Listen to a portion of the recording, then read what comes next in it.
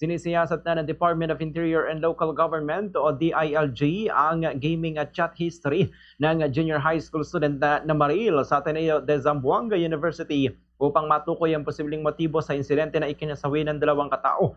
Ayon kay Interior Secretary John Vic Rimulya, tinitingnan din ang online activities ng shooter kabilang ang umano'y pagla-livestream nito habang isinasagawang pamaril bago ito nagpatiwakal.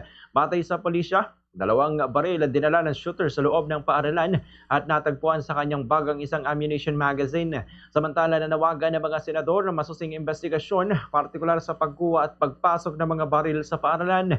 Sinusuri rin ang posibleng ugnayan ng insidente sa violent extremism, online grooming at iba pang online communities.